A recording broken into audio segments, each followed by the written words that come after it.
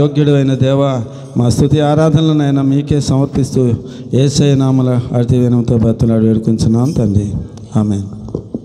కూర్చుందామండి. అల్లరి చేయకండి, దేవుడు మిమ్మల్ని దీవించుకుంటాడు. అల్లరి చేయకూడదు. వచ్చారు, మంచిది, ఆశీర్వాదాలు పొందుకోవాలి.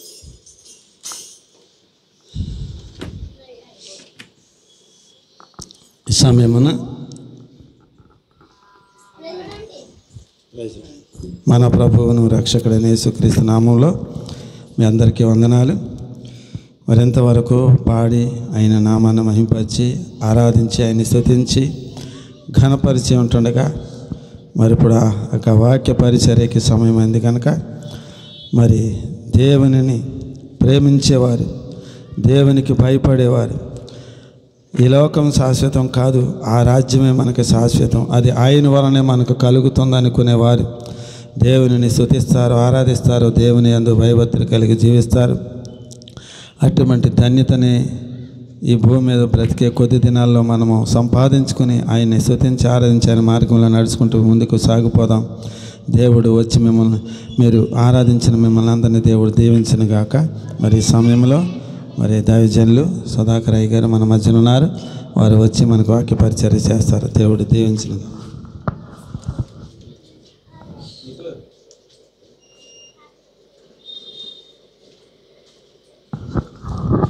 పరిశుద్ధుడు మన రక్షకుడైన యేసుక్రీస్తు ప్రభు నామములో కూడి వచ్చిన మీ అందరికీ నా వందనాలు తెలియజేస్తున్నానండి. ఇదిని మన ధ్యానం నిమిత్తము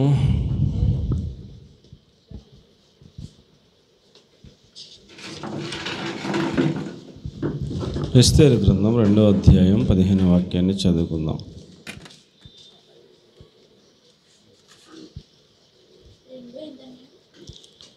ఎస్తేరు గ్రంథం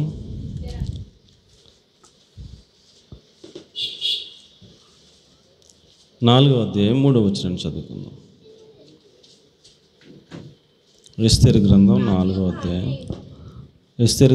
4వ అధ్యాయం 3వ వచనం. ఆ రాజు యొక్క ఆజ్ఞయు శాసనమును ఏ సంస్థానమునకు వచ్చినో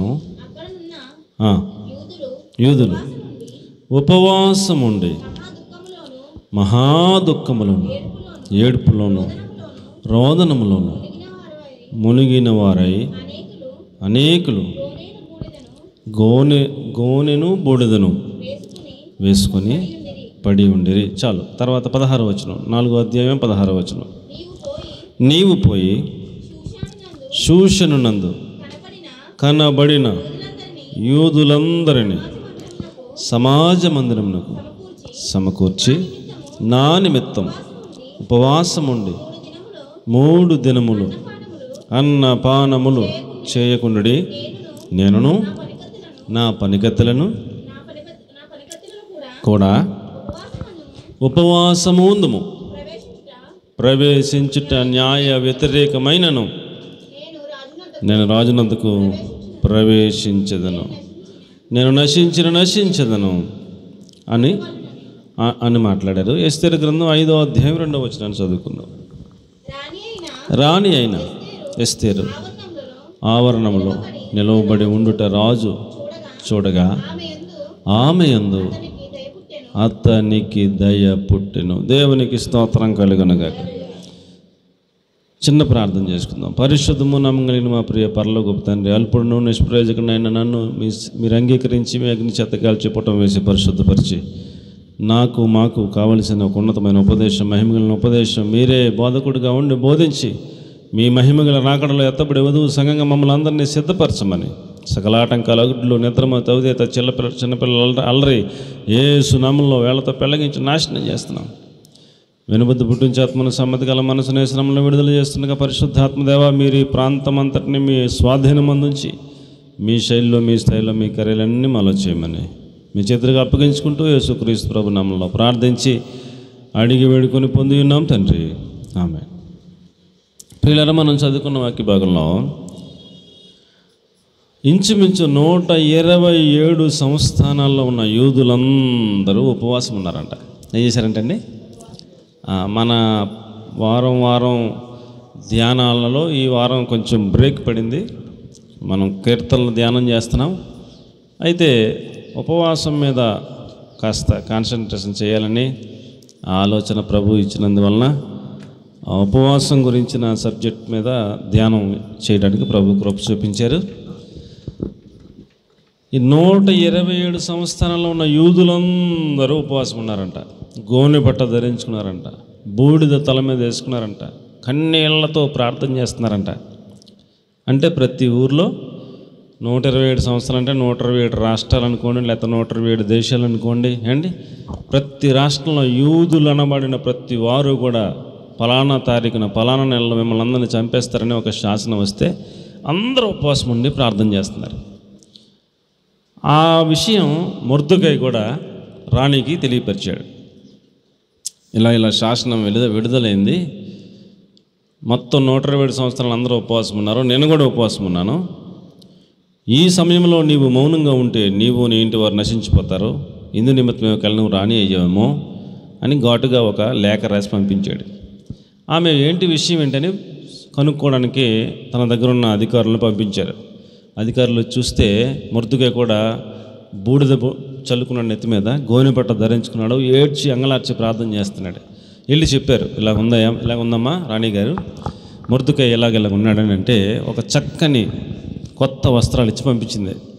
రాణి ఆజ్ఞాపిస్తుంది, ఈ వస్త్రాలు వేసుకోమని చెప్పింది మిమ్మల్ని అని. అప్పుడు మొర్దెకై చాలా ఘాటుగా హెచ్చరించాడు, నీవు ఈ సమయం అందు మౌనంగా ఉంటే నీవు నీ ఇంటి వారు నశించిపోతారు, ఇందు నిమిత్తమే ఒకవేళ రాణి అయ్యావేమో, నీవు ఒకవేళ మౌనంగా ఉంటే యూదులకు సహాయం వేరొక చోట నుంచి వస్తుంది అని చాలా ఘాటుగా సమాధానం చెప్పాడు. ఆ అధికారులు వెళ్ళి రాణిగారికి చెప్పారు. చెప్తే రాణిగారు ఒక నిర్ణయం తీసుకుని చెప్తున్నారు, రాజుగారి దగ్గర ఒక రూల్ ఉందంట. ఏం రూల్ అంటే ఆయన పిలిస్తేనే వెళ్ళాలంట. ఆయన పిలిస్తేనే రాణిగారు వెళ్ళాలంట. ఆయన పిలవకుండా వెళితే ఆయన ఆ రాణిని చూడగానే ఆయన కోపం వచ్చిందనుకోండి, ఎవరక్కడ అంటాడంట. బట్టలు వస్తారు, ఆమెను సంహరించండి అంటే వెంటనే చంపేస్తారు. న్యాయ వ్యతిరేకమైనను అని వాడింది ఆమె పదం. అంటే న్యాయం ఏంటి? ఆయన పిలిస్తేనే వెళ్ళాలి, పిలవకపోతే రాణి మందిరంలోనే అక్కడే ఉండాలి, ఎప్పుడు పిలుస్తాడు అప్పుడు దాకా, అంతే. ఆయన పిలవకుండా వెళ్ళకూడదు, అది రూల్ అక్కడ. కానీ ఇక్కడేమో పీకుల మీదకి వచ్చింది. యూదులందరినీ చంపేయడానికి ఒక శాసనం పుట్టించబడింది, అది సర్క్యులేట్ చేయబడింది. అందరూ కూడా ఉపవాసం నుండి ప్రార్థన చేస్తున్నారు. ఈమె కూడా ఒక వర్తమానం పంపింది మొర్దెకైకి, నా కోసం మీరందరూ ఉపవాసం ఉండండి, షూషన్ కోటలో ఉన్న వాళ్ళందరూ యూదులందరూ ఉపవాసం ఉండండి, నేను నా చెలికత్తులు కూడా ఉపవాసం ఉంటాం, ఉపవాసం ఉండి ప్రార్థన చేస్తాం. న్యాయ వ్యతిరేకమైన ఆయన పిలవకపోయినా నేను వెళ్తా. ఒకవేళ నేను నశించదను, ఆయన నన్ను చంపేస్తే చచ్చిపోతాను, లేదు దేవుని కార్యం జరిగితే దేవునికి స్తోత్రం అని ఉపవాసం ఉండిపోయింది ఈవిడ 3 రోజులు. రాణిగారు అయినప్పటికీ ఆమె దగ్గర ఉన్న చెలికత్తెలు 7 కూడా ఉపవాసం ఉండిపోయారు.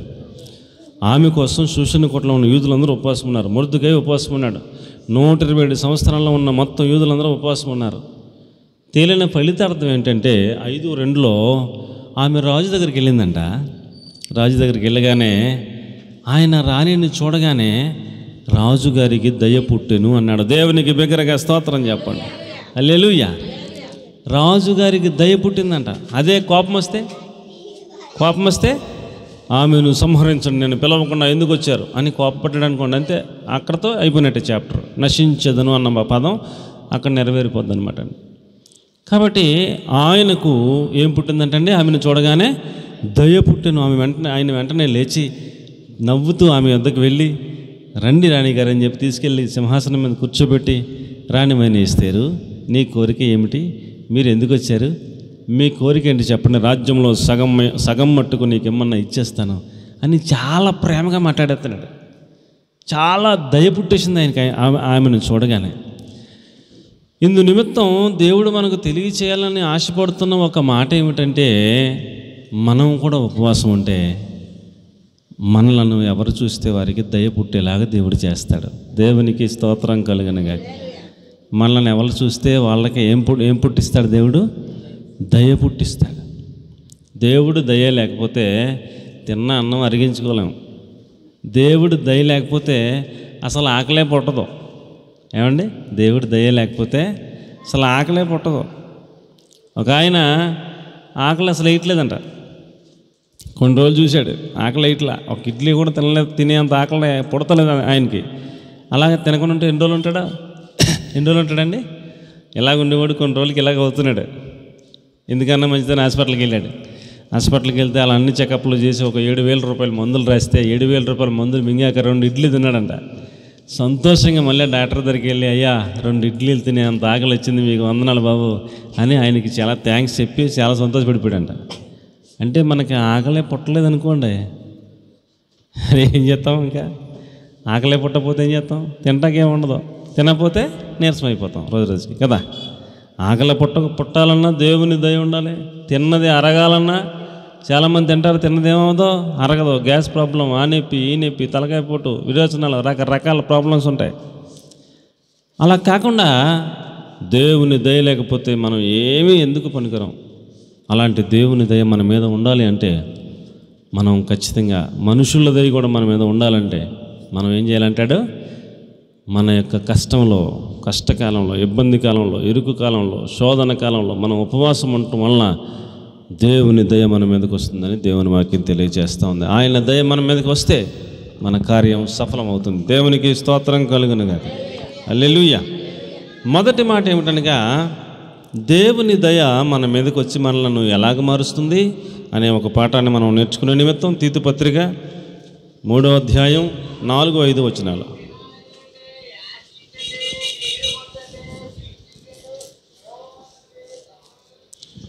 తీతు పత్రిక 3వ అధ్యాయం 4-5 వచనాలు.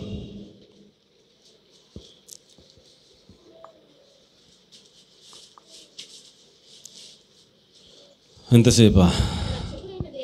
మన రక్షకుడైన దేవుని యొక్క దయయు మానవులేడల ఆయనకున్నటువంటి ప్రేమయు ప్రత్యక్షమైనప్పుడు మనము నీతిని అనుసరించి చేసిన క్రియల మూలముగా కాక తన కనికరము చెప్పునని పునర్జన్మ సంబంధమైన స్నానము ద్వారాను పరిశుద్ధాత్మ మనకు నూతన స్వభావము కలుగ చేయుట ద్వారాను మనలను రక్షించెను అంటాడు. ఆయన దయ, ఆయన కనికరం మన మీదకి రాకపోతే మనము రక్షించబడలేము. దేవునికి మహిమ కలుగునుగాక. మనము రక్షించబడ్డాము అంటే దానికి ఏకైక కారణం ఆయన మన పైన ఆయన కనికరం, ఆయన దయ మన మీద ఉంది కాబట్టి మనం ఏమయ్యామండి? మనము రక్షించబడ్డాము అని దేవుని వాక్యం తెలియజేస్తూ ఉంది. పాపముల నుంచి విమోచింపబడ్డాం, రక్షించబడ్డాం, కనికరించబడ్డాం. ఆయన దయ మన మీదకి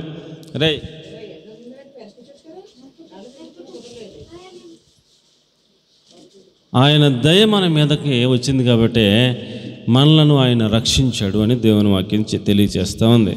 కాబట్టి ప్రియులరా, ఈ రోజున ఎక్కడున్న మన అందరం కూడా ఒక ప్రశ్న వేసుకోవాల్సిన అవసరం ఉంది. మనలో అందరూ కూడా రక్షణ పొందారా? మనము నరకం వెళ్ళిపోకూడదని,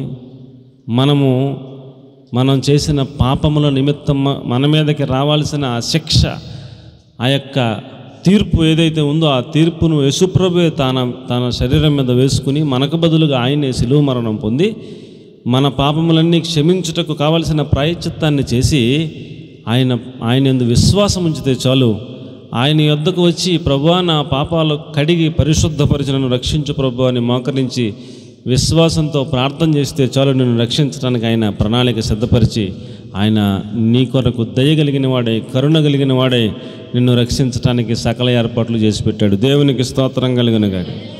కాబట్టి ప్రియులారా, మనం ఏమీ డబ్బులు చెల్లించాల్సిన పని లేదు, మనం ఏదో చేయాల్సిన పని లేదు. కేవలము యేసుక్రీస్తు ప్రభుల వారే నా కొరకు పుట్టాడు, నా కొరకు మరణించాడు, నా పాపముల నిమిత్తం ఆయన సిలువ వేయబడ్డాడు, తన రక్తమంతా చిందించాడు, తన శరీరం అంతా నల్లగొట్టబడింది నా కోసమే. ఆయనే దేవుడు అని విశ్వసించి నోటితో ఒప్పుకొని హృదయమందు నీ పాపములన్నీ ఆయన దగ్గర ఒప్పేసుకొని కడిగి పరిశుద్ధపరచమని ప్రార్థన చేసుకుంటే చాలు, ఆయన నిన్ను ఏం చేస్తాడు? రక్షిస్తాడు అని చెప్పి దేవుని వాక్యం తెలియజేస్తూ ఉంది. కాబట్టి ఇక్కడ ఇంకా ఎవరైనా బాప్తిస్మం తీసుకోకపోతే మనం చదివిన వచనంలో పునర్జన్మ సంబంధమైన స్నానము ద్వారాను ఆయన మనలను రక్షించెను అంటాడు. ఇప్పుడే ఇదే అనుకూల సమయం, ఇదే రక్షణ దినం అని దేవుని వాక్యం చెబుతున్న కారణం చేత రేపు మంద కాదు, ఇప్పుడు ఈరోజే మంద అని ఎరిగిన వాళ్ళమై మీలో ఎవరైనా బాప్తిస్మం తీసుకోవడానికి దేవుడు ప్రేరేపిస్తే మీరు మీ పేరును దైవ సేవకులకు తెలియజేయండి. మనకి త్వరలోనే ఉపవాస కూటాలు ఏర్పాటు చేస్తూ ఉన్నారు. ఆ ఉపవాస కూటాల్లో ఎవరెవరైతే పేరిస్తారో వారి కొరకు ప్రత్యేకంగా ప్రార్థనాపూర్వకంగా వారికి బాప్తిస్మాలు ఇవ్వటానికి సిద్ధపడతా ఉన్నామని మీ అందరికి కూడా నేను తెలియజేస్తూ ఉన్నాను. కాబట్టి ప్రియులారా, దేవుని దయ ఎవరి మీదకైతే వస్తుందో, దేవుని కనికరం ఎవరి మీదకైతే వస్తుందో వారిని ఆయన పాపముల నిమిత్తం ఒప్పింపజేస్తాడు. పాపముల నిమిత్తం వారిని ఆయన నేను పాపిని అని వాళ్ళంతటా వాళ్ళే ఒప్పుకుంటారు. వారిలో పశ్చాత్తాప హృదయాన్ని ఆయన కలిగింపజేస్తాడు పరిశుద్ధాత్మ దేవుడు. వారికి వారి పాపాలన్నీ కళ్ళ ముందు కనపడతాయి. లేకపోతే ఎవరు ఒప్పుకుంటారు కనుక నేను తప్పు చేసిన ఎవరు ఒప్పుకుంటారండి? ఎవరు ఒప్పుకోరు. తప్పు చేసినోడు కూడా నేను తప్పు చేసినని ఒప్పుకుంటాడా? ఆడు నేను సూపర్ కరెక్ట్ అంటాడు. ఎప్పుడైతే పరిశుద్ధాత్మదేవుడు ఒక వ్యక్తినికి పశ్చాత్తాప హృదయం పెట్టాడో, తన ఒప్పించే ఆత్మను అతడి మీద కుమ్మరించాడో, అతడు తనంతట తన కళ్ళ ముందు పాపాలన్నీ కనపడతా ఉంటే వాటిని ఒప్పుకుంటాడు. కన్నీళ్లతో దేవుని సన్నిధిలో ప్రాధేయపడతాడు. ఆయన రక్తంలో కడుక్కుంటాడు, శుద్ధీకరించబడతాడు. అలాగున ఒక వ్యక్తి రక్షణ పొందుతాడు. ఏమండి, అలాగున రక్షణ పొందుట దేవుని దయ అన్నాడు. దేవునికి స్తోత్రం కలిగిన గాని. అరే అడ్డం తప్పుకోండి, పెద్దవాళ్ళకి వెళ్ళటానికి ప్లేస్ చక్కగా ఖాళీగా ఇవ్వండి. కీర్తన గ్రంథం 2వ అధ్యాయంలో వాక్యాన్ని మనం చూస్తే ప్రియులారా, కీర్తన గ్రంథం 2వ అధ్యాయంలో వచనంలో ఇక్కడున్న మనమందరం కూడా ఒక ప్రార్థన చేయాలి ఈ పూట. నన్ను అడుగుము, జనములను స్వాస్యముగాను భూమిని దిగంతముల వరకు సొత్తుగాను నీకు ఇస్తాను అన్నాడు. ఒకవేళ మనం ఈరోజే చచ్చిపోతే, రక్షణ పొందిన వాళ్ళమైతే, బాప్తిస్మం తీసుకున్న వాళ్ళమైతే, ఇక్కడ మనం బతికేది 60-70 ఏళ్ళు లేదా 80 ఏళ్ళే. మనం చనిపోతే దేవుని యొద్దకు వెళ్ళగలిగితే ఎవరు వెళ్తారు దేవుని యొద్దకి? ఆయన రక్తంలో కడగబడిన వారు, ఆయన శుద్ధీకరించి రక్షించినటువంటి వారు, రక్షణ వస్త్రమును పొందుకున్నటువంటి వారు ఆయన వద్దకు వెళతారు. యుగ యుగాలు ఆయనతో పాటు పరలోకంలో ఉండే అద్భుతమైన అవకాశాన్ని దేవుడు ఇస్తున్నాడు. ఒకటే విధానం, 2 మార్గాలు అని దేవుడు చెప్తున్నాడు. ఒకటే వెళ్తే యేసుప్రభు దగ్గరికి వెళ్ళాలా, పరలోకం వెళ్ళాలా, ఇంకొకటి వెళ్తే నరకం వెళ్ళాలా, అంతే. రెండే, 3 ఆప్షన్ లేదు. వెళ్తే ఎక్కడికి వెళ్ళాలండి? నువ్వు రక్షించబడిన బిడ్డవైతే, మారు మనసు పొంది బాప్తిస్మం తీసుకున్న బిడ్డవైతే, దేవుని దయ కొరకు నువ్వు ప్రాధేయపడితే, దేవుని ప్రభువా నీ దయ నా మీదకి పంపించు నాయన, నా మీద ఒప్పింపజేసే ఆత్మను, సమ్మతి గల మనసును పుట్టించి ప్రభువా, నా పాపం విషయమై పశ్చాత్తాపాన్ని కలిగించి ప్రభువా అని నీవు ప్రార్థించుకోగలిగితే, ఆయన దయ నీ మీదకి వస్తే, నీ పాపాలన్నీ ఒప్పింప చేయగలిగిన మనస్సును నీకు దేవుడిస్తే, దేవుడు నిన్ను రక్షిస్తాడు. ఆయన రక్తంలో కడిగి పరిశుద్ధపరుస్తాడు. నీవు ఏ క్షణంలో చచ్చిపోయినా ఆయన దగ్గరికి వెళ్ళిపోతావు. ఆయనతో పాటు యుగ యుగాలు, ఆయనతో పాటు బంగారు వీధులలో ఆయనతో పాటు, ఆయన ఎక్కడికి వెళ్తే అక్కడికి మనం ఆ పరలోకంలో చక్కగా తిరుగుతూ ఆయన్ని స్తుతించుకుంటూ ఆరాధించుకుంటూ ఉండటమే. అలాంటి మహాభాగ్యం. అక్కడ ఆకలి లేదు, ఇక్కడలాగా ఆకలి రాజ్యం కాదు. అక్కడ దాహం లేదు, ఏమంటే మంచినీళ్ళ కోసం ఇబ్బంది లేదు. ట్యాప్ ఈ మధ్యన సరిగ్గా ఎత్తలేదు కదా, ఎత్తున్నారా? మీకు ఇక్కడ ఇవ్వట్లేదు. నీళ్ళ కోసం ఇబ్బంది పడిపోతున్నారు జనం, చాలా కష్టమైపోతుంది. కాబట్టి అక్కడ దాహం లేదు, నీళ్ళ కోసం తెప్పలేవు, ఆకలి లేదు, అన్నం వండుకోవాల్సిన పని లేదు, ఏమీ తినాల్సిన పని లేదు. ఏమండి, అక్కడ ఏడుపు లేదు, అక్కడ చీకటి లేదు, అక్కడ ఇక్కడ ఉన్నటువంటి సిస్టమ్ ఏమీ లేదు. అక్కడ నిరంతరం 24 hours ఏముంది? ఏ దేవుని స్తుతించుకోవడమే. యెహోవా పరిశుద్ధుడు పరిశుద్ధుడు పరిశుద్ధుడు పరిశుద్ధుడు అంట ఆయన ముఖాన్ని చూస్తూ ఆరాధిస్తూ ఉండటమే. అలా గడిపేస్తామే యుగ యుగాలు. ఆయన ఎక్కడికి వెళ్తే అక్కడికి ఆయనతో పాటు వెళ్ళి ఆయనతో పాటు రాజ్య పరిపాలన చేసే అలాంటి ఛాన్స్ కూడా ఇస్తాడంట. కాబట్టి ప్రియులరా, మనము రక్షణ పొందటానికి ఇంకా ఎవరైనా మన ఇంట్లో రక్షణ పొందిన వాళ్ళు ఉంటే, మన ఇంట్లో ఎవరో భర్త రక్షణ పొందకపోతే భర్త కోసం, భార్య రక్షణ పొందకపోతే భార్య కోసం, కుమారుడు కుమార్తె రక్షణ పొందకపోతే వాళ్ళ కోసం మనం ఏం చేయాలంట? రక్షణ పొందిన మనం, ప్రభువా నన్ను అడుగుము అన్నావు కదా, జనములను స్వాస్యంగా ఇస్తానన్నావు కదా, భూమిని దిగంతం వరకు సొత్తుగా అడుగు ఇస్తానన్నావు కదా, మా ఇంట్లో పలానా ఇంకా రక్షణ పొందలేదు, బాప్తిస్మం తీసుకోలేదు, వాళ్ళు ఏదైనా అయితే నరకం వెళ్ళిపోతారా ప్రభువా, వాళ్ళని రక్షించి ప్రభు అని మనం ఈ పూట ప్రార్థన చేయాల్సిన అవసరం ఉంది. ఇంకా ఎవరైతే బాప్తిస్మం తీసుకోలేదో ఆ బాప్తిస్మం తీసుకొని ప్రతి ఒక్క వ్యక్తి కోసం మనం దేవుని ఏం చేయాలి? అడగాలి. వారి రక్షణ కోసం మనం దేవునిని ప్రాధేయపడాలని మీకు నేను మనవి చేస్తా ఉన్నాను. నన్ను అడుగుము, జనంలోని స్వాస్థ్యంగానే భూమిని దిగంతల వరకు సొత్తుగానే ఇస్తానని దేవుడి వాగ్దానం చేశాడు. ద్వితీయోపదేశకాండం 33:29 చూస్తే, దేవుడు కనుక నిన్ను రక్షిస్తే నిన్ను పోలినవాడు ఎవడు లేడు అంటున్నాడు. అంత భాగ్యం, నీవు అంత భాగ్యవంతుడు అంటున్నాడు. ఈ లోకంలో ఏదైనా కొనుక్కోవాలంటే ధనం కావాలి, ఈ లోకంలో ఏది కావాలన్నా దానికి ఏదో ఒకటి క్రయధనం ఇవ్వాలి, కానీ రక్షణ పొందడానికి ఆ క్రయధనం ఆయనే ఇచ్చేసాడు, మనం ఇవ్వక్కర్లా. దేవునికి స్తోత్రం కలుగును గాక. కాబట్టి ప్రియులారా, ఉచితంగా ఆయన ఇచ్చినటువంటి మహాభాగ్యం, నిన్ను రక్షించిన నిన్ను పోలిన వాడు ఎవడు లేడు అంటాడు. వందనాలు. కాబట్టి ప్రియులారా, ద్వితీయోపదేశకాండం 33:29 చెప్తున్నాడు చూడండి, ఇశ్రాయేలు నీ భాగ్యం ఎంత గొప్పది, ఇశ్రాయేలు నీ భాగ్యం ఎంత గొప్పది, నీ భాగ్యం ఎంత గొప్పది, యెహోవా రక్షించిన నిన్ను పోలినవాడు ఎవడో లేడు. చాలు, నిన్ను పోలినవాడు ఎవడో లేడు, నీ భాగ్యం చాలా చాలా గొప్పది అన్నాడు. కాబట్టి రక్షింపబడటం మహాభాగ్యం, ఆషామాషి వ్యవహారం కాదు. కాబట్టి ప్రియులారా, ఇంకా ఎక్కడున్న వారిలో ఎవరైనా బాప్తిస్మం తీసుకొని సహోదరులు ఎవరైనా ఉన్నట్లయితే వారికి నా 2 చేతులు జోడించి మనవి చేసుకుంటూ మీకు తెలియజేసిన సువార్త ఏమనగా, యేసుక్రీస్తు ప్రభు మనల్ని రక్షించిన కొరకే ఆయనే మనకు బదులుగా శరీరమంతయు నలగొట్టబడి రక్తమంతయు కార్చి శిలువ మీద బలియాగమై మరణించి మరణాన్ని తిరిగి జయించి పునరుద్ధానుడై పరలోకమందు మన కొరకే తండ్రి కుడిపార్శ్వాన కూర్చుని మన కొరకు విజ్ఞాపన చేస్తున్నటువంటి మహాదేవుడు మన కోసం ఉన్నాడు. ఆయన దేవుడని హృదయం మందు విశ్వసించి నోటితో ఒప్పుకుని మన పాపాలు, ఒక్కొక్కరి పాపాలు మనం ఒప్పుకున్నట్లయితే ఆయన రక్తంలో శుద్ధీకరించి మనల్ని ఏం చేస్తాడంట, రక్షిస్తాను అని చెప్తున్నాడు. కాబట్టి ప్రియులారా, ఆయన దయ ఒక వ్యక్తిని రక్షణలోకి నడిపిస్తుంది. మొదటి పాయింట్, ఆయన దయ ఒక వ్యక్తిని ఎక్కడ నడిపిస్తుంది చెప్పండి, రక్షణలోకి నడిపిస్తుంది ఆయన దయ.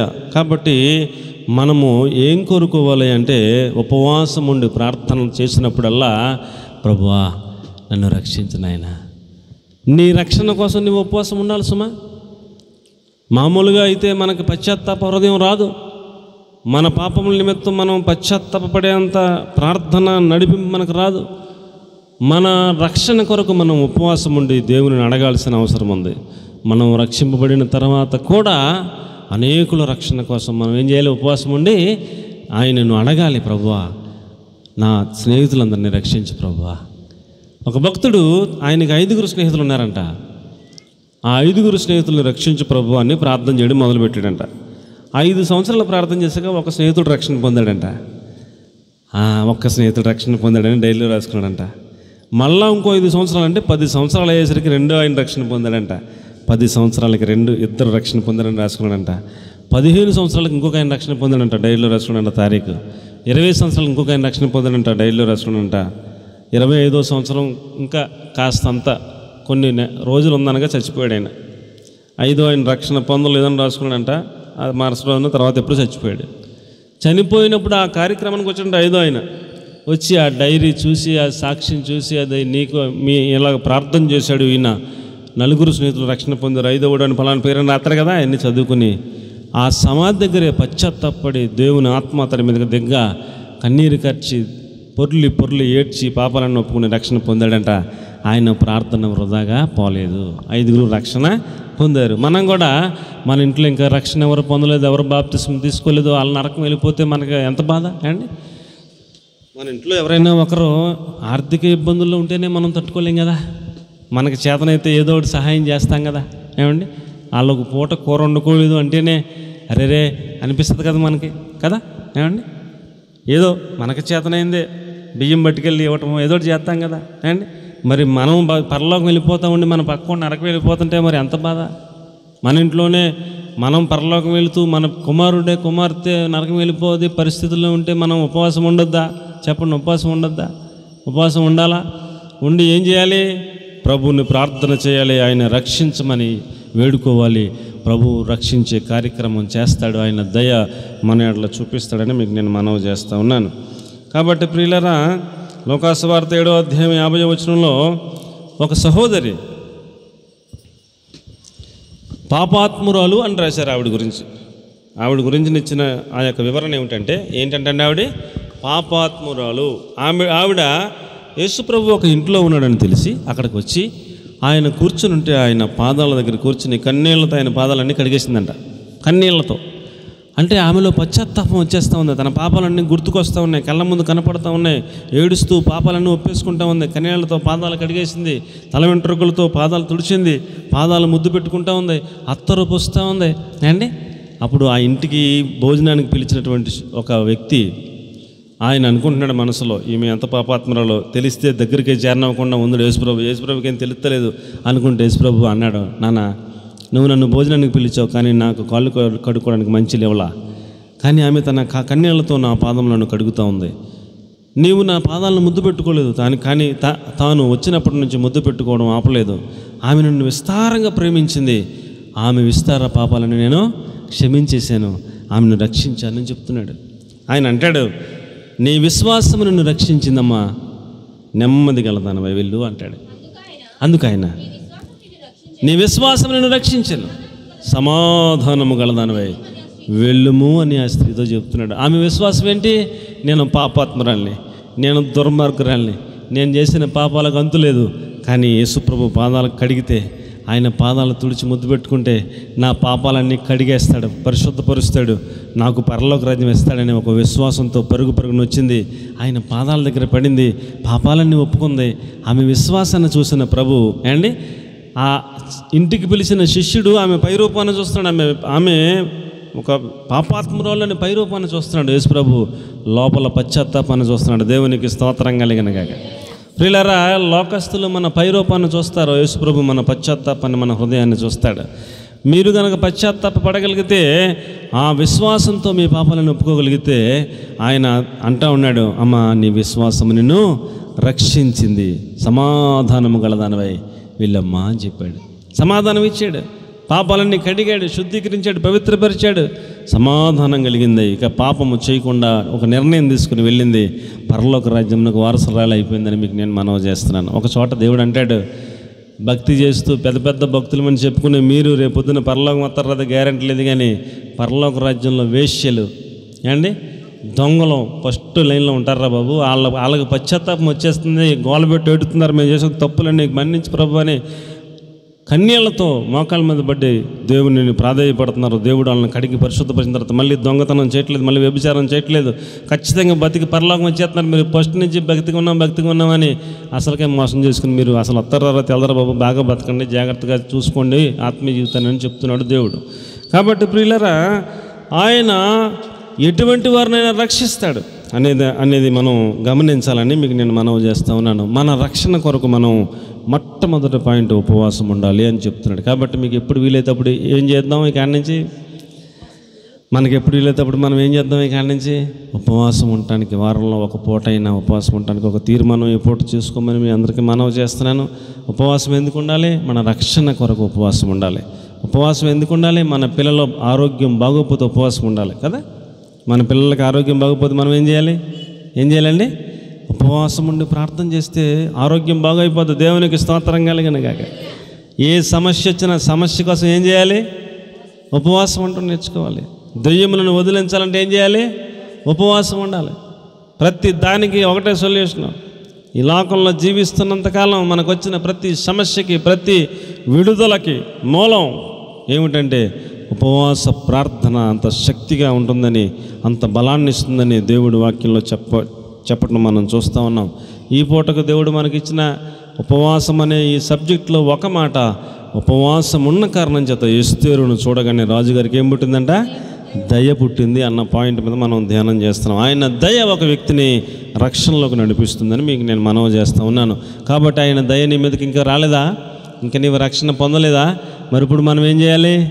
ఆయన దయ కొరకు ఉపవాసం ఉండి ప్రార్థన చేసుకునే కాలం సమీపమైందని, ఉపవాసం ఉండి ప్రార్థన చేసుకుని పశ్చాత్తాప హృదయం కోసం ఆయన సన్నిధిలో అన్నపానములు మాని గొనెపట్ట ధరించుకుని బూడిద చల్లుకుని ఆ ఉపవాసం ఉండి ప్రార్థన చేయుట ద్వారా ఆయన దయ మన మీదకి వస్తుంది.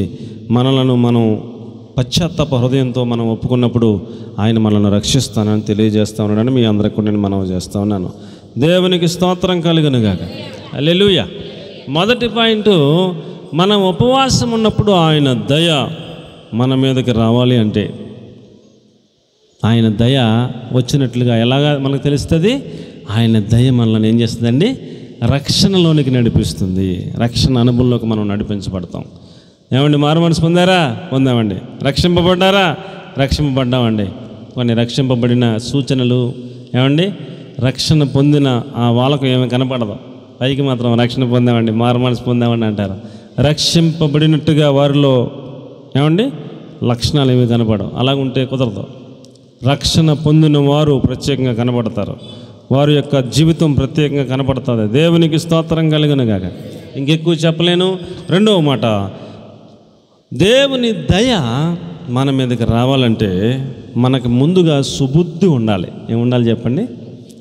ఒక వ్యక్తికి సుబుద్ధి ఉంటే ఆ సుబుద్ధి దయను సంపాదిస్తుందంట.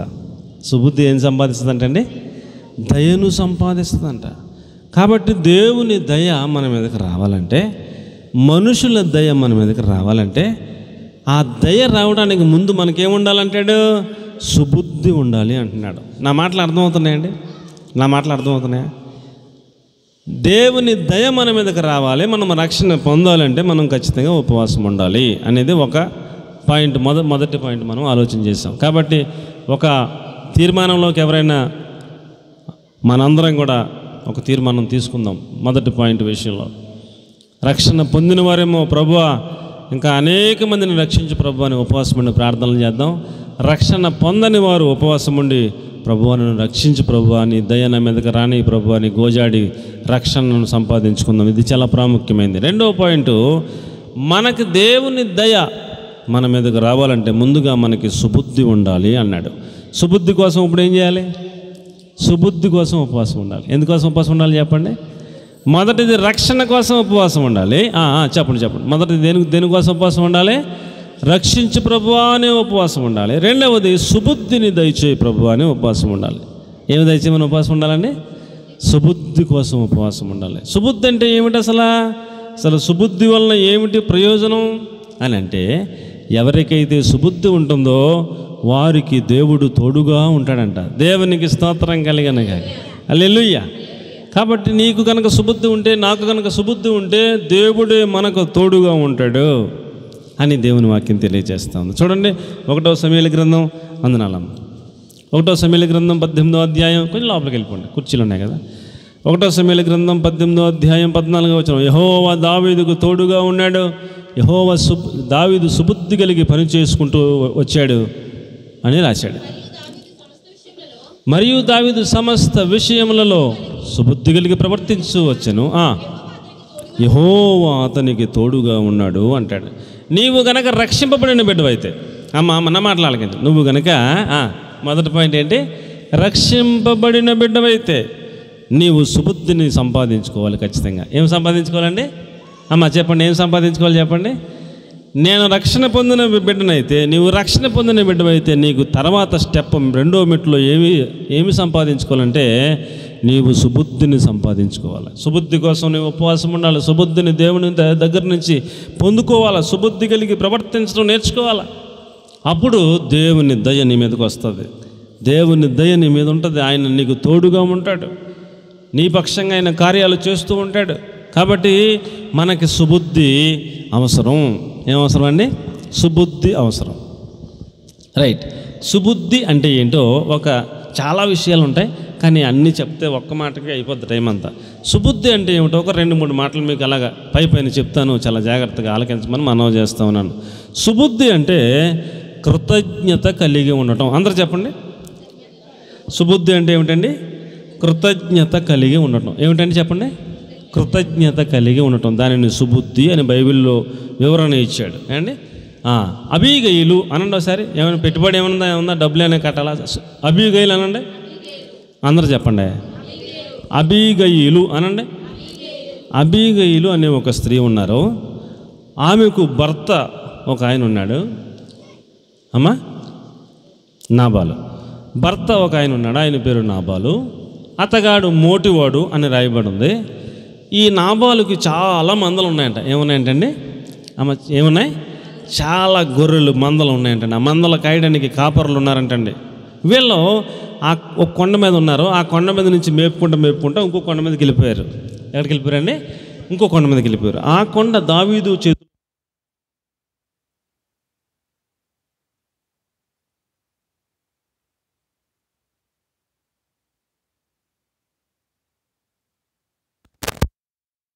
ఆ కొండ ఎవరి చేతిలో ఉందండి? దావీదు చేతిలో ఉందండి ఆ కొండ. ఇప్పుడు దావీదు ఆ మందలన్నీ రావడం చూశాడు. చూసి తన దగ్గర సైనికులు ఉంటారు కదా, దావీదు దగ్గర సైనికులు, అరే మందలు వస్తున్నారా, ఏమనకండి, ఆ మందలను కూడా మనం కాపలా కాద్దాం, ఆ కాపర్లను కూడా ఏమనకండి, వాళ్ళకి కూడా ప్రొటెక్షన్ ఇద్దామని చెప్పేసి ఆ కాపరులకు చెప్పారు ఈ దావీదు మనుషులందరూ కూడా. అరే అబ్బాయి, మా నాయకుడు చెప్పాడు, మీరు మా ఆధీనంలో ఉన్న ఈ కొండ మీదకి వచ్చారు కాబట్టి మీరు ఎన్ని రోజులు మేపుకోండి, మీకు మేము అండగా ఉంటాం. ఒకవేళ మీరు పడుకున్నా మేము మాత్రం సైనికుల వల్ల 24 hours కాపలా కాస్తూ ఉంటాం. ఒక మృగం కానీ ఒక శత్రువు కానీ రాకుండా మీ మందలో ఒకటే నష్టపోకుండా మేము కాపలా మేము చూసుకుంటాం, మీరు చక్కగా మేపుకోండి అని చెప్పేసి వాళ్ళకి సహకారంగా చుట్టూ భద్రతగా ఉండి, కొండ అన్నాక ఏదోటి పుల్లు రావచ్చు, ఏదోటి రావచ్చు, ఒక గొర్రెను పట్టుకెళ్ళిపోవచ్చు, ఏది నష్టం కలగకుండా వాళ్ళు ఎన్ని రోజులైతే కొండ మీద అన్ని రోజులు కొండ మీద వాళ్ళను కాపుదలుగా కాపాడాడు దావీదు యొక్క మనుషులు. వీళ్ళు బాగా మేపిన తర్వాత ఎంతకాలం మేపారు, మరలా వాళ్ళ కొండకి వెళ్ళిపోయేటప్పుడు అయ్యా వందనాలయ్యా అని చెప్పి వెళ్ళిపోయారు. వాళ్ళ కొండకి వెళ్ళిపోయిన తర్వాత దావీదు గారికి ఆయన దగ్గర ఉన్న ఆహారం అయిపోయింది. ఆహారం అయిపోయిన తర్వాత ఆయనకి గుర్తొచ్చింది, రే మన పక్కనే కొండ మీద నాబాల్ అని ఆయన ఉన్నాడు కదా, ఆయన మందలు వస్తే, ఆయన కాపర్లు వస్తే మనం వాళ్ళకి ప్రొటెక్షన్ ఇచ్చాం కదా, వాళ్ళని చాలా మంచిగా మన ఆత్మీయుల వలె అన్నదమ్ముల వలె వాళ్ళని చూసాం కదా, మనకి తినటానికి ఆహారం లేదని వాళ్ళకి తెలియజేస్తే మనకు ఆహారం ఇస్తాడు కదా, ఆయన డబ్బు ఉన్నవాడు కదా అని చెప్పేసి కొంతమందిని పంపించాడు అక్కడికి. మా నాయకుడు దావీదు గారు ఆకలికి అలమటిస్తా ఉన్నాడు, ఆయన దగ్గర తినడానికి రొట్టెలు లేవు, నిన్ను అడగమన్నాడు, నీకు ఎంతో ఉపకారం చేశాడు ఆయనకి తినడానికి కాస్తంత రొట్టెలు ఉంటాయి పెట్టు అని చెప్పేసి అడగటానికి పంపించాడు. పంపిస్తే నాబాలు దగ్గరికి వీళ్ళు వచ్చారు. నాబాలు వీళ్ళని చూసి అన్నాడు, నా కష్టార్జిత నా డబ్బులు ఎవడ పడితే అడిగి పెడతానా అని వాళ్ళని అవమానపరిచి యెషయా కుమారుడు ఎవడు అలాగే నేను నాకు రకరకాలుగా మాట్లాడి అండి పంపించేశాడు. పంపించేస్తే వాళ్ళు వచ్చి చెప్పారు, ఇక దావీదుకి ఎక్కలని కోపం వచ్చింది. నేనేమో ప్రేమిస్తే వాడు ఆహారం ఒక పూట లేదా ఆహారం కోసం ఎంత ఇలాగ అవమానిస్తాడా, తెల్లవారి లోపల వాళ్ళ ఇంట్లో మగోడు ఉన్నవాడు ఉంటే నేను దావీదుని కదా చెప్పి కత్తేసుకుని బయలుదేరి వెళ్ళిపోతున్నాడు. ఈ విషయం ఈ నాబాలు దగ్గర ఉన్న కాపర్లకు తెలిసిపోయి వాళ్ళు అమ్మగారి దగ్గరికి వెళ్ళారు. అమ్మగారు ఎవరు? అబీగయలు దగ్గరికి వెళ్ళారు. అమ్మా, మన యజమానుడు బుద్ధి లేనుడు, మూర్ఖుడు, మోటివాడు, మనకెంతో సహాయం చేశాడు దావీదు గారు, మన మందలను కాపాడాడు, తన ప్రాణాలకు తెగించి తన సైనికులతో ఎంతో వాళ్ళు మనకి ప్రొటెక్షన్గా ఉన్నారు, వారికి కాస్త ఆహారం ఇవ్వమంటే ఆహారం ఇస్తే అయిపోద్ది కదా, చాలా అవమానకరంగా మాట్లాడి పంపించేశాడు. ఆయన కత్తేసుకుని వస్తున్నాడు. ఇప్పుడు మమ్మల్ని అందరిని చంపేస్తాడు, మగోడు మీ ఆయన గారిని కూడా, మా యజమాని కూడా చంపేస్తాడు, మగోడు ఉన్నవాళ్ళు లేకుండా తెల్లారిపటికి మొత్తం కార్యక్రమం అయిపోద్దమ్మా అంటే, వెంటనే ఆమె చేసిన తెలివైన పని, సుబుద్ధి కలిగిన పని ఏమిటంటే, వెంటనే గాడిద గంత కట్టమన్న దేవునికి స్తోత్రం కలిగిన పని వాళ్ళకి చెప్పింది, రే రొట్టెలు సిద్ధపరిచారు, ద్రాక్షరసం సిద్ధపరిచారు, ఏమండి ఆ యొక్క అంజూరపు అడలు, వాళ్ళ దగ్గర డబ్బులు ఉన్నవాళ్ళు కదా, అబ్బాలు ఉన్నాయి, అంజూరపు అడలు సిద్ధపరిచారు, గాడిద గంత కట్టారు, ఇవన్నీ అందులో వేసుకుంది, వెళ్ళిపోతా ఉంది. అంత దూరంలో దావీదుని చూసింది, వెంటనే ఆపింది, గాడిద ఆపింది, గబగబా దిగింది, సాష్టాంగ పడిపోయి నమస్కారం పెట్టింది. ఎంతో కోపంతో ఉగ్రుడే వస్తున్న దావీదు, అరే ఎవరు అమ్మ సాష్టాంగ పడిందని చెప్పేసి ఆగిపోయి కత్తి లోపల పెట్టాడు, దిగాడు. మా ఎవరమ్మా నువ్వు అని అంటే, అయ్యా నీ దోసరాలయ్యా అని చాలాసార్లు సాష్టాంగ పడిపోతూ చాలాసార్లు దోసరాలు అంటే మనవాడికి ఉన్న కోపం అంతా మొత్తం పోయింది. అమ్మాయి ఏటో చెప్పరంటే అప్పుడు చెప్తుంది, నీ కనికరం నా మీద ఉంటే అయ్యా, నా యజమానుడు మోటోడే, నా యజమానుడు అన్న మాటలు పట్టించుకోవద్దయ్యా, నా తప్పుగా ఏం చెయ్యా, నన్ను మన్నించయ్యా అని ఆయన తప్పుని ఎవడి మీద తీసుకుని క్షమాపణ కోరి ఆహారం తీసుకోయా అని ఆహారం అంతా ఇస్తే అప్పుడు అంటాడు, ఈ దినమున మగోడన్నవాడు లేకుండా చంపుదామని వచ్చిన నన్ను సమాధానంగా మరలా వెనక్కి పంపిస్తున్నావు, యెహోవా నిన్ను ఆశీర్వదించును గాక అని ఆ ఆహారం తీసుకుని వెళ్ళిపోయాడండి. ఒక కృతజ్ఞత కలిగిన వ్యక్తిని బైబిల్ ఏమి సంబోధిస్తుందంటే, దావీదు వీళ్ళ మందలను ప్రొటెక్షన్ చేశాడు, ఆయనే వీళ్ళకి ఎంతో ఉపకారం చేశాడు కాబట్టి ఆయన ఎడల వీళ్ళకి ఏముండాలి, కృతజ్ఞత అనేది ఉండాలి. భర్తకి కృతజ్ఞత లేదు కానీ భార్యకి ఏముంది, కృతజ్ఞత ఉన్నది.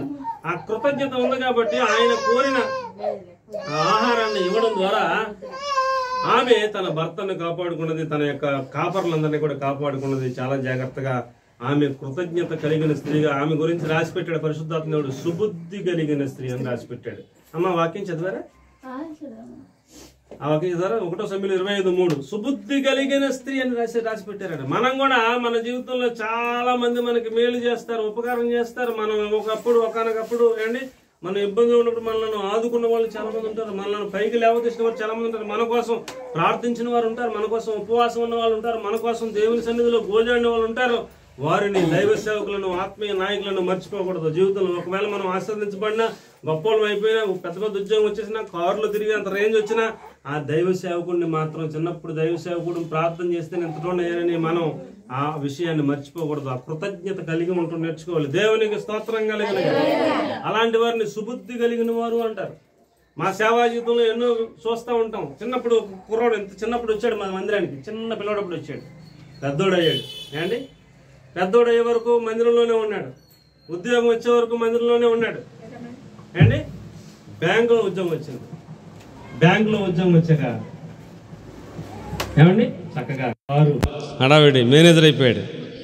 ఏమండి మేనేజర్ అయిపోయిన తర్వాత వివాహం చేసుకునేటప్పుడు హ్యాండ్ ఇచ్చేసాడు. వివాహం చేసుకునేటప్పుడు ఏం చేశాడండి? హ్యాండ్ ఇచ్చేసాడు. ఏమి లేదు ఆయనకి ఏమి లేదండి. అరే చిన్నప్పటి నుంచి నీకోసం ఉపవాసాలు ఉన్నారు కదా, చిన్నప్పటి నుంచి నీకోసం ప్రార్థనలు చేశారు కదా. అస్తమాను ఆయన చదువుకునేటప్పుడు ఫోన్ చేస్తూ ఉండేవాడు పాస్టర్ అమ్మగారికి. అమ్మగారు, అయ్యగారు నాకు చదువుకోవాలనిపించట్లేదు, ఇక్కడ ఈ సబ్జెక్టులన్నీ కూడా నాకు చాలా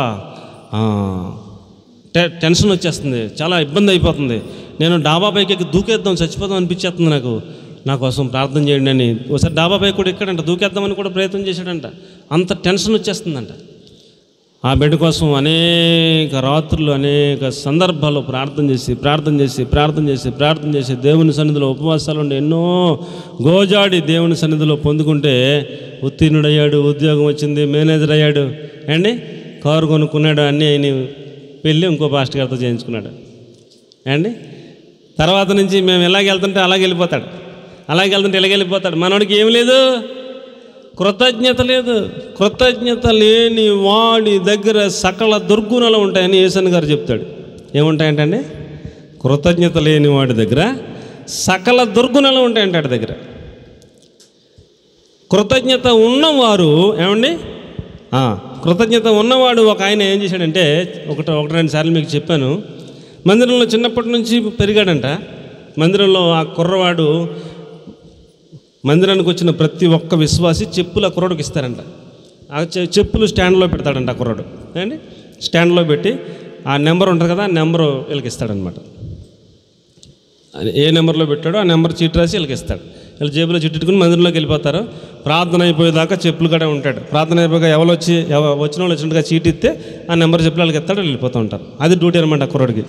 చిన్నప్పటి నుంచి పెరిగాడు, పెద్దోడు అయ్యాడు, కలెక్టర్ అయిపోయాడు. ఏమైపోయాడండి? కలెక్టర్ అయిపోయి ఇతర రాష్ట్రానికి వెళ్ళిపోయాడు. మన రాష్ట్రంలో లేడు, ఇతర రాష్ట్రానికి వెళ్ళిపోతే ఒక రోజున ఫోన్ చేశాడు పాస్టర్ గారికి. పాస్టర్ గారు ఆయన అంటే, పాస్టర్ గారు ఉబ్బు తప్పిపోయి, నాన్న ఏంటి నాన్న ఎక్కడ ఉన్నావురా అంటే, అయ్యా ఈ వచ్చే ఆదివారం మందిరానికి వస్తానన్నాడంట. అయ్యి బాబోయ్, కలెక్టర్ గారు మా మందిరానికి వస్తాడా అని, రానన్నా నీకోసం స్టేజ్ దగ్గర కుర్చీ అంతాను, నువ్వు రాగానే పిలుస్తాను, స్టేజ్ మీద కూర్చో అని పాస్టర్ గారు ఏదేదో చెప్పాడంట. అలాగే అయ్యగారు అన్నాడంట. అండి ప్రార్థన ప్రారంభం అయిపోయింది. ప్రారంభం అయిపోయింది. ఇంకా రాలేదేంటి మన బిడ్డ, కలెక్టర్ గారు రాలేదంటే చూస్తున్నాడు పాస్టర్ గారు. వచ్చాడు మనోడు, ఎక్కడున్నాడు? కలెక్టర్ గారు ఉద్యోగంలో రాలేదు, కలెక్టర్ గారిలాగా కారులు వేసుకుని రాలేదు, వెనకాల పోలీసులతో రాలేదు, మామూలుగా వచ్చేసాడు, సామాన్యుల్లాగా వచ్చేసాడు. చెప్పులు కన్నా ఉంచుతాడు. ఎక్కడి నుంచినాడు? ప్రార్థన కన్నా ముందు వచ్చేసాడు పాస్టర్ గారు. అలాగే వచ్చేసాడు. వచ్చేసి అక్కడ చెప్పులు కన్నా వచ్చిన వాళ్ళు వచ్చినట్టు, అన్న వందనన్న ఆ చెప్పులు అలాగే ఉండని చెప్పి తీసుకుని స్లిప్ రాసి ఇచ్చేస్తున్నాడు. రేడికి చిన్నప్పుడు మన దగ్గర ఉండేవాడు కదా రేడు అని వాళ్ళు చెప్పులు ఇచ్చేస్తున్నాడు. మామూలుగా తీసుకుని అక్కడ ఎట్టేస్తున్నాడు. అందరూ వెళ్ళిపోయారు. ప్రార్థన అయిపోయింది. అంత అయిపోయి బయటకు వచ్చి చూస్తే చెప్పులు కూడా ఉన్నాడు. కలెక్టర్ గారు ఎక్కడున్నాడో చెప్పులు కూడా ఉన్నాడు. నాన్న ఇదేంటిరా, నువ్వు వస్తావని నేనేమో లోపల కుర్చీ వేసాను, బొక్కే పట్టుకున్నాను, మన కలెక్టర్ గారు అవుతారని అందరికీ చెప్పాను, ఎక్కడున్నా పెట్టరా ఇదేంటి నానంటే, అయ్యగారు నేను అక్కడ కలెక్టర్ని, మందిరంలో మాత్రం కలెక్టర్ని కాదు అయ్యగారు, ఎప్పుడు నేను ఇదే స్థానం అయ్యగారు, నేను ఎప్పుడు దీన్ని మర్చిపోలేను అయ్యగారు. ఈ రోజు నేను ఎంత చూడండి అయ్యానంటే ఈ పరిచర్య మూలంగానే నా కోసం ప్రార్థన చేయండి అని చెప్పేసి కాళ్ళ మీద పడిపోయాడంట. పాస్టర్ గారు కళ్ళంటే నీళ్ళు తప్ప నోటు మాటలేదు. కలెక్టర్ గారు ఏంటి, నువ్వేంటి, నీ హోదా ఏంటి నాన్న, నీ గొడవ ఏంటి నాన్న, ఏంటి నాన్న, నీ పరిస్థితి ఏంట్రా అని ఆయన నోటు మాట రాలేదంట. మనోడికి ఏముంది ఆ రేంజ్ ఏంటి, గొడవ ఏంటి, కలెక్టర్ గారు ఏంటి, ముందు 4 కార్లు వెనకాల 4 కార్లు, ఒక ఆ ర్యాంక్ ఏంటి, పరిస్థితి ఏంటి, ఎవరిని రావద్దని ఇంటికాడ ఆపేసి సైలెంట్గా వచ్చి సాధారణంగా నుంచుని చిన్నప్పుడులాగా చెప్పులు తీసుకుంటామంటే అసలు ఏం కృతజ్ఞత అండి అది? కృతజ్ఞత కలిగిన హృదయం. అలాంటి వ్యక్తిని సుబుద్ధి కలిగిన వాడు అంటారు. అలాంటి వాళ్ళ మీదకి దేవుని దయ వస్తుంది. దేవునికి స్తోత్రం కలిగినగా. చిన్నప్పటి నుంచి మందిరంలో ఉంటారు, ప్రార్థనలు చేస్తాం, ఉపవాసాలు ఉంటాం, వాళ్ళ కోసం గోజాడతాం, కన్నీళ్ళు కాస్తారు, ప్రార్థన చేస్తారు. దైవ సేవకులు దేవుడు కాస్త అంతా ఆశీర్వదించక ఉద్యోగం ఇస్తే మళ్ళీ కనపడరు. ఏముండదులకే కృతజ్ఞత ఉండదు. దేవుని దయ ఎవరి మీదకి వస్తుంది? దేవుని దయ ఎవరితో పాటు ఉంటుంది? సుబుద్ధి దయను సంపాదిస్తుందంట. నీ దగ్గర సుబుద్ధి ఉంటే, నీ దగ్గర కృతజ్ఞత ఉంటే, ఏమండి అయ్యో నాకు బాగలేనప్పుడు అర్ధరాత్రి ఫోన్ చేస్తే పాస్టర్ గారు వచ్చేవాడు కదా, అర్ధరాత్రి నేను పాస్టర్ గారికి వెళ్ళిపోతే తలుపులు తీసి మందిరంలో నన్ను తీసుకెళ్ళి నా చుట్టూ ఉండి ప్రార్థనలు చేసేవారు కదా, ఎంతో కన్నీళ్ళు గడిచేవారు కదా, నా కోసం ఉపవాసాలు ఉండేవారు కదా, ఎన్నో నా కోసం త్యాగాలు చేశారు కదన్న కృతజ్ఞత ఎవరిలోనైనా ఉంటే వాళ్ళు దైవ సేవకుని విడిచి వేరే చోటకి వెళ్ళలేరు. కృతజ్ఞత ఉన్నవారిని సుబుద్ధి కలిగిన వారు అంటాడు. వాళ్ళకి దేవుని దయ తోడుగా ఉంటుంది. దేవునికి స్తోత్రం కలిగిన గాక. ఆ అబీగయీలును దేవుడు ఆశీర్వదించాడు. తర్వాత జీవితం చాలా ఆశీర్వాదకరంగా ఉంది ఆవిడ జీవితం. నాబాలు కృతజ్ఞత లేనివాడు పోయాడు. కృతజ్ఞత లేనివాడు ఏమాడండి? దేవుడు అతడిని ముత్తినందున అతడు పురుగులు పడి చచ్చిపోయాడంట. ఈమె విధవరాలైంది, కానీ ఆమె సుబుద్ధిని బట్టి మరలా దావీదు గారు పెళ్లి చేసుకున్నాడు. మంచి జీవితం దేవుడు ఆమెకి ఇచ్చాడు. నీకు కృతజ్ఞత ఉంటే నీకేమున్నట్టు? సుబుద్ధి ఉన్నట్టు. ఏమున్నట్టండి? సుబుద్ధి నీకుంటే దేవుని దయను ఆ సుబుద్ధి సంపాదిస్తుందనే దేవుని వాక్యం తెలియజేస్తూ ఉంది. కాబట్టి ప్రియులారా, దేవుని దయను సంపాదించుకోవాలంటే మనలో ఏముండాలి చెప్పండి? సుబుద్ధి ఉండాలి. సామెతల గ్రంథం 19వ అధ్యాయం 11వ వచనం. ఒకటి కృతజ్ఞత కలిగిన హృదయం ఉంటే వారిలో సుబుద్ధి ఉంటుంది. ఆ సుబుద్ధి దయను సంపాదిస్తుంది. ఒకని సుబుద్ధివానికి దీర్ఘశాంతమునిచ్చును, తప్పులు క్షమించుట అట్టివానికి ఘనతనిచ్చును అన్నాడు. నీకు సుబుద్ధి ఉన్నట్లయితే నీకు ఉండాల్సిన ఒక మంచి క్వాలిటీ ఏంటంటే తప్పులు క్షమించుట. చెప్పండి ఏంటండి? తప్పులు క్షమించుట అనే మంచి క్వాలిటీ నీలో ఉన్నట్లయితే నీలో సుబుద్ధి ఉన్నట్లు లెక్క. నీకు దేవుని దయ నీకు ఎల్లప్పుడూ ఉంటుందని దేవుని వాక్యం తెలియజేస్తూ ఉంది. చాలామంది క్షమించరు. చాలామంది ఏం చేయరండి? చాలామంది క్షమించరు. మీరు ఏదైనా అడగండి పాస్టర్ గారు, మీరు ఏదైనా చెప్పండి, మీ మాట వింటాను, కానీ మా ఆయన్ని మాత్రం నేను క్షమించలేనండి. ఎవరిని క్షమించరంట? ఏది చెప్పిన వింటారంట. మా ఆయన్ని మాత్రం నేను క్షమించనండి. ఆవిడ చాలా దుర్మార్గుడు అండి, నన్ను పేరం తీసేస్తాడు, కొట్టేస్తాడు, పొద్దున్నే తాగేసేస్తాడు, రాత్రులు కొట్టేస్తాడండి, అండి మాత్రం క్షమించనండి, నేను మళ్ళీ కాపురంకి వెళ్ళనండి అంటారు. ఎన్ని చెప్పినా అదే మాట. క్షమించమంటే సత్య క్షమించనంటారు. మరి నీకు సుబుద్ధి ఉన్నట్ట లేనట్ట? సుబుద్ధి లేదు. ఇటేపు పురుషులను అడిగితే అంటారు, ఈడంటాడా ఏది చెప్పినంటాను పాస్టర్ గారు, నేను నా భార్యను మాత్రం క్షమించలేనండి. మరి ఇంకేమైనా క్షమిస్తారా అండి? భార్యనే క్షమించలేవు, భర్తనే క్షమించలేవు, బంధువుల్ని క్షమించలేవు, ఇరుగు పొరుగుల్ని క్షమించలేవు, మరి ఎవరిని క్షమిస్తావు? ఒకసారి పేతురు గారు అడుగుతాడు, ప్రభువా ఎన్నిసార్లు క్షమించాలి అసలు? ఒకవేళ నీకు ఒక్కడో ఓ తప్పు చేసి క్షమించమంటే క్షమించి, అలాగాడు 77 మార్లు మట్టుకు నిన్ను తప్పు చేసి అన్నా సారీ అంటే క్షమించేతమే ఇంక లేదే, కానీ నీ జీవితకాలం క్షమించమని అన్నట్టుగా చెప్పాడు. జీవితకాలంలో ఎన్నిసార్లు అయినా క్షమించి అన్నా అంటే సారీ అంటే ఏం చేయాలంట? అప్పుడు కూడా మొత్తం ఇక్కడ డిలీట్ చేస్తాం ఉంది కదా, సెల్ ఫోన్లో ఏం చేస్తారు, ఎరేజ్ చేస్తారు, డిలీట్ చేస్తారు కదా, అలా డిలీట్ చేసి మళ్ళీ ఎవరినట్టు తమ్ముడని ఆడితో మంచిగా మాట్లాడుతున్నావు, సమాధానం పడిపోతున్నాయి. 25 ఏళ్ల క్రితం నన్ను ఇంత మాట అన్నావు, నువ్వు నీ గడప తొక్కితే నా కంఠంలో ప్రాణం ఉండగా అంటారు అండి. నిజంగానే వీళ్ళు చచ్చిపోతే కాళ్ళు గుమ్మం తొక్కరు. అలాంటి వాళ్ళు ఉన్నారా లేరా? ఉంటారా? అసలు గుమ్మం తొక్కరే కాళ్ళు. క్షమాపణ ఉండదు వాళ్ళకి. ఏం లేదండి, సుబుద్ధి లేదు అన్నట్టు వారికి. కాబట్టి మనకు సుబుద్ధి ఉండాలంటే మనకి ఏం లక్షణం ఉండాలి చెప్పండి? ఏం లక్షణం ఉండాలి? క్షమించే లక్షణం ఉండాలి. దేవునికి స్తోత్రం కలుగునుగా. ఘోర పాపులను సైతం యేసు ప్రభువు క్షమిస్తున్నాడు. ఒప్పుకుంటే అయ్యా ఘోర పాపని అంటే చాలు, వాడిని ఎంత ఘోర పాప అయినా ఆయన ఏం చేస్తున్నాడు? క్షమించేస్తున్నాడు. నీ పాపాలు ఇంకా గుర్తు చేసుకొని ఈ వెనకాల వేసేస్తున్నాను, సముద్ర అగాధంలో వేసేస్తున్నాను, అసలు నీ పాపం ఏంటో కూడా మర్చిపోతాను, గుర్తుపెట్టుకుని అంటున్నాడు. అంతగా క్షమించేస్తున్నాడు. మరి మనమేమో చిన్న చిన్నవి కూడా గుర్తుపెట్టేసుకుని వాడు ఎంత మాట్లాడాడు వీడు ఎంత మాట్లాడని మనం క్షమించకపోతే మనలో ఏమి లేనట్టు? సుబుద్ధి లేనట్టు లెక్క. మనము క్షమాపణ అనే ఒక మంచి లక్షణాన్ని కలిగి ఉన్నట్లయితే, ఈ రోజున భర్త తిట్టాడు, మరే పొద్దున్నే భర్త తిట్టాడు, ఎప్పుడు మర్చిపోవాలి? ఎప్పుడు మర్చిపోవాలి? సూర్యాస్తమయం అయ్యే లోపల మర్చిపోవాలి. మళ్ళీ సాయంత్రం మళ్ళీ ఏమీ ఎరగనట్టు అలా ఏమి అనలేదు అన్నట్టు యాండే అని మామూలు మాట్లాడేస్తే సిగ్గులేనట్టుగా, అంతే. ఇంక మరి సమాధానం అంతే. అప్పుడు సుబుద్ధి ఉంటుంది, దయ ఉంటుంది. ఎప్పుడుదప్పుడు ఎక్కడిదక్కడ మర్చిపోతామే. మరి నన్ను మనం అంత మాట అన్నావు, మరి నువ్వు నేను నీతో మాట్లాడినా అంటే అంతే. నీకేం లేదు, సుబుద్ధి లేదు, దయ లేదు, ఏమీ లేదు, ఇంకా మొత్తం పోయింది. కాబట్టి మనం దేవుని దయను సంపాదించాలంటే, సుబుద్ధి కలిగిన వారంగా ఉండాలంటే, తప్పులు క్షమించుటట్టు వానికి ఏంటంట? దీర్ఘశాంతము.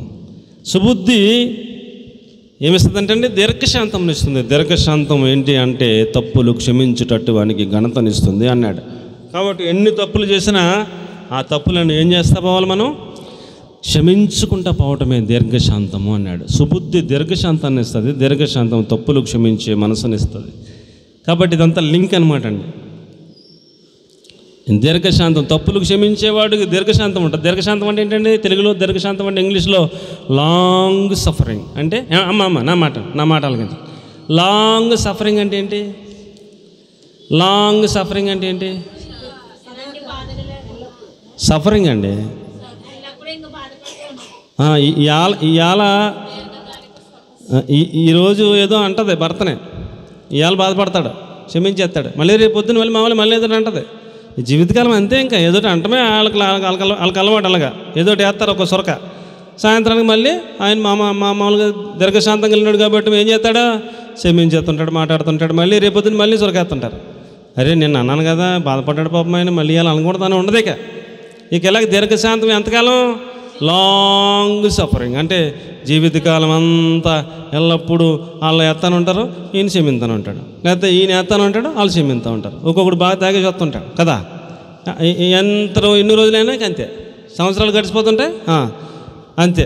వాళ్ళు తాగుతూనే ఉంటాడు, కొడతానే ఉంటాడు, వీళ్ళు క్షమించేస్తూ ఉండాలి. మళ్ళీ రేపు పొద్దున్న మానేస్తాడంటే అంతే, మామూలే. ఇంకా లాంగ్ సఫరింగ్ అయినా ఎలాగుండాలండి? దీర్ఘశాంతం. అలాగే సహనం, ఓర్పు, క్షమించే లక్షణం, గుణం, ఇవన్నీ ఎవరైతే అలవాటు చేసుకుంటారో వారికి ఏమున్నట్టు? సుబుద్ధి ఉన్నట్టు. అది యేసుప్రభుకున్న మనసు. దేవునికి స్తోత్రం కలిగిన గాక. ఒకడు వచ్చి యేసుప్రభుని గడ్డముడికి ఇలా లాగాడు, సహించుకున్నాడా లేదా? మాట్లాడాల. ఒకడు వచ్చి ఉమ్మేశాడు, మాట్లాడా? మాట్లాడాల. ఒకడు వచ్చి ఇలా ముట్టుకే ఎవరు కొట్టారు రోజు ప్రవచనం చెప్పాయా అన్నాడు, ఏమన్నా? ఏమన్నా? వాళ్ళు ఎంత ఫుట్బాల్ ఆడినట్టుగా చేయాలో అంతగా ఆయనను చాలా ఇబ్బంది పెట్టారు. ఏం మాట్లాడాల? ఒకే ఒక మాటకి జవాబు చెప్పాడు, నువ్వు రాజువా అని అడిగితే నీవు అన్నట్టే నేను రాజునే అన్నాడు. ఒక మాట చెప్పాడు, ఎక్కడ సమాధానం చెప్పాల. సహనము, దీర్ఘశాంతానికి అడ్రస్ యేసుక్రీస్తు ప్రభుల వారు. ఆయన బిడ్డలు మనమైతే మనం కూడా ఏమంటే క్షమించే ఒక మంచి లక్షణాన్ని మనం కలిగి ఉన్నప్పుడు ఆ క్షమించే లక్షణం మనకు దీర్ఘశాంతాన్ని ఇస్తుంది. ఆ దీర్ఘశాంతం మనకు సుబుద్ధిని ఇస్తుంది. ఆ సుబుద్ధి దేవుని దయను సంపాదిస్తుంది. దేవునికి స్తోత్రం కలిగిన కాదు. హల్లెలూయా. చాలా టైం అయిపోయింది. మొదటి మాట ఏంటి చెప్పండి? దేవుని దయ మనలను రక్షిస్తుంది. ఏమండి? రెండో మాట ఏంటి చెప్పండి? ఆ దేవుని దయను సంపాదించుకునే నిమిత్తం మనము సుబుద్ధిని, దీర్ఘశాంతాన్ని, తప్పులు క్షమించే లక్షణాన్ని కలిగి ఉంటూ నేర్చుకోవాలి. మనం ప్రాక్టికల్గా జీవితంలో వాటిని అమలు చేయడానికే మనం ప్రార్థనాపూర్వకంగా ఉపవాసం ఉండి అయినా సరే వాటిని సాధించాలని మీకు నేను మనవి చేస్తూ ఉన్నాను. మనుషుల యొక్క స్వభావం ఏంటంటే క్షమించకుండా ఉందామనే స్వభావం మంది. క్షమించే స్వభావం దేవుడిది, మంద కాదు. ఏమంటే మనం గుర్తుపెట్టుకుంటాం, ఆడు ఇంత మాట్లాడిన పలానప్పుడు అని గుర్తుపెట్టుకుంటాం. ఎంత మంచోళమైనా మనకు ఆటోమేటిక్ జ్ఞాపకం వచ్చేస్తుంటుంది. అయినా దేవుని లక్షణం కలిగి ఉండి ఎప్పుడప్పుడే క్షమించేసి మరలా అని వానవా అంటాం నేర్చుకోవాలి. అది దైవ లక్షణం, సుబుద్ధి. అలాంటి సుబుద్ధి ఉంటే దయని సంపాదించుకుంటాం. మూడవ మాట గలతీ 1:10, దేవుని దయ దేవునిని సంతోషపెట్టేదైతే దేవుని దయ. దేవుణ్ణి మనం సంతోషపెట్టే వాళ్ళమైతే మన మీద దేవుని దయ ఉంటుంది అన్నాడు. నీవు దేవుణ్ణి సంతోషపెట్టే బిడ్డవా, మనుషుల్ని సంతోషపెట్టే బిడ్డవా? అంతే, ఒకటే మాట. మనము దేవుణ్ణి సంతోషపెట్టే వాళ్ళమా, మనం మనుషుల్ని సంతోషపెట్టే వాళ్ళమా? మనుషుల్ని సంతోషపెట్టే వాళ్ళమైతే మనుషుల దయ మన మీద ఉంటుంది, దేవుణ్ణి సంతోషపెట్టే వాళ్ళమైతే దేవుని దయ మన మీద ఉంటుంది. అంతే, ఇంక ఇందులో రకరకాల వ్యాఖ్యానాలు ఏం లేవు. ఇప్పుడు నేను మనుషుల దయను సంపాదించుకొని చూస్తున్నానా, దేవుని దయను సంపాదించుకొని చూస్తున్నాను. మనుషుల దయ సంపాదించుకోవాలంటే మనుషులను సంతోషపెట్టాలా, దేవుని దయ సంపాదించాలంటే దేవుని సంతోషపెట్టాలా. అంతే, అక్కడ క్లారిటీ ఇచ్చాడు. కాబట్టి ప్రియులారా, మనము దేవుని దయను సంపాదించుకోవాలంటే మనం ఎవరిని సంతోషపెట్టాలి? దేవునిని సంతోషపెట్టడం కోసమే బ్రతకాలి. అర్థమైన వాళ్ళు మాత్రమే స్తోత్రం చెప్పండి. హల్లెలూయా. ప్రియులారా, నీవు నేను మనందరం కూడా దేవునిని సంతోషపెట్టే వారిగా మనం అందరం కూడా సిద్ధపడాలని మీకు నేను మనవి చేస్తా ఉన్నాను. ఆయన దయను మనం సంపాదించుకునే నిమిత్తం ఆయనను సంతోషపెట్టలేకపోతున్నామేమో అని భయంతో ఉపవాసం ఉండైనా, ప్రభువా నిన్ను సంతోషపెట్టే జీవితం నాకు ఇయ్యా అని మనం భారం కలిగి ప్రార్థన చేసుకుని ఆయన్ని సంతోషపెట్టే అంత జీవితాన్ని మనం కలిగి ఉండటం కోసం మనం ప్రయాసపడాలని మీకు నేను మనవి చేస్తూ ఉన్నాను. ఎవరు దేవుని సంతోషపెట్టగలుగుతారు అండి? చాలా చాలా మంచి సబ్జెక్ట్ ఉంటుంది. దేవుని సంతోషపెట్టే వ్యక్తులు ఎలా ఉంటారన్నది, అది నేను దాని జోలికి పోలేను. ఇప్పుడు సమయాన్ని బట్టి ఒక 2 మాటలు అంటాను మీకు అండి. ఒక పైన 1 సమూయేలు గ్రంథం 15:22 దేవుని మాట ఎవరైతే వింటారో వారు దేవుని సంతోషపెడతారు. అంతే అండి. ఎవరు సంతోషపెడతారు దేవుని చెప్పండి? దేవుని మాట నీవు వినే బిడ్డవైతే నీ వలన దేవుడు సంతోషపడతాడు. నీవు వినకపోతే నీ వలన దేవుడు సంతోషపడ్డావు. అందుకు సమూయేలు తాను సెలవిచ్చిన ఆజ్ఞను ఒకడు గైకొనటం వలన యెహోవా సంతోషించినట్లు ఒకడు దహన బలులను ఆయన సంతోషిస్తున్నా. ఆలోచించము. బలు అర్పించట కంటే ఆజ్ఞలు గైకొంటయు, పొట్టేళ్ల కొవ్వు అర్పించట కంటే మాట వినుటయు శ్రేష్టము అన్నాడు. దేవునికి బిగ్గరగా స్తోత్రం చెప్దాం. హల్లెలూయా. ఒక్కడు దేవుని మాట వినుట వలన ఆయన సంతోషిస్తాడు అని చెప్పాడు. ఆదికాండంలో ఏం చెప్పాడు ఆదాముకి?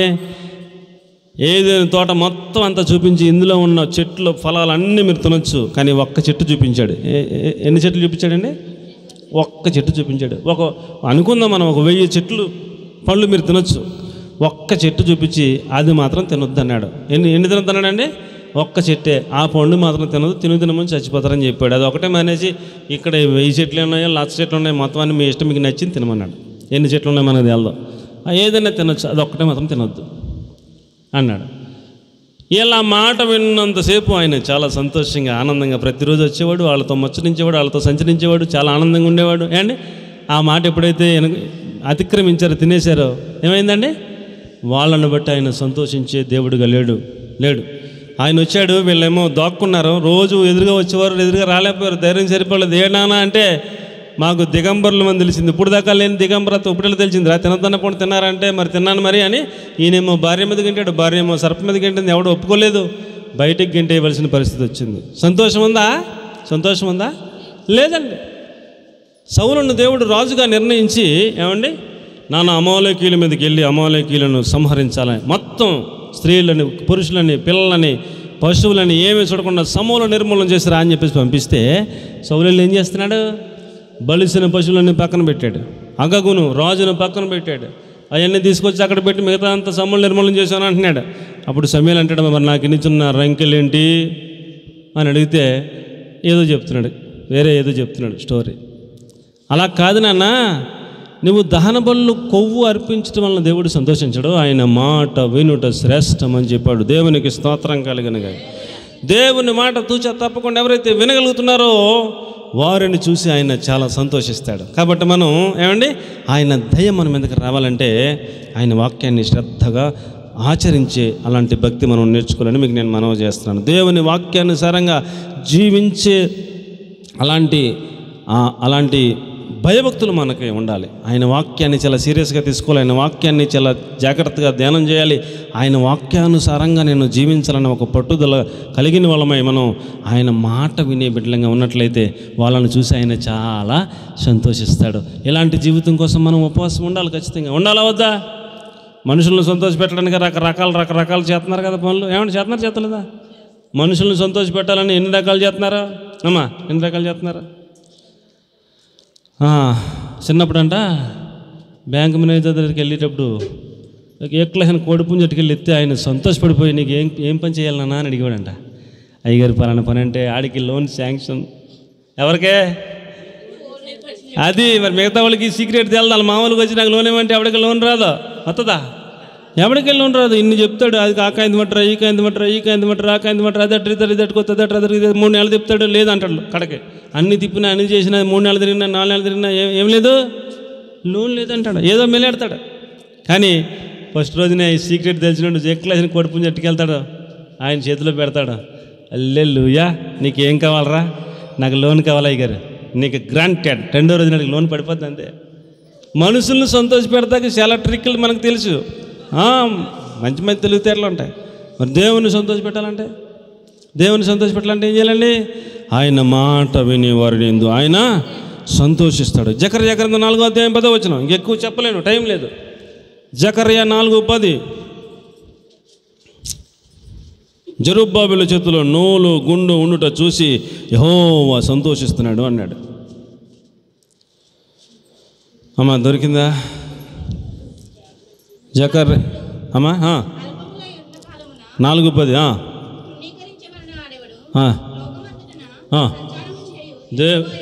7 నేత్రములు జెరుబ్బాబెలు చేతిలో గుండు నూలు ఉండుట చూచి సంతోషించినాడు. బిగ్గరగా దేవునికి స్తోత్రం చెప్పండి. హల్లెలూయా. నా వైపు చూడండి అమ్మా. మీకు అందరికీ తాపి పని వచ్చా? తాపి పని చేస్తే చూసారా? రాదలే, చూస్తారు కదా. చూడరా, మీరు ఇల్లు కట్టుకున్నప్పుడు తాపి మేస్త్రి చేస్తుంటే ఇలా చూస్తారుగా. తాపి మేస్త్రి దగ్గర తాడు నూలు ఉంటుంది, గుండు ఉంటుంది. ఇలా గుండు అమ్మాయి నా వైపు చూడండి. ఏముంటుందని తాపి మేస్త్రి దగ్గర ఏముంటుంది? ఇలా గోడకి ఇలా ఎడతాడు.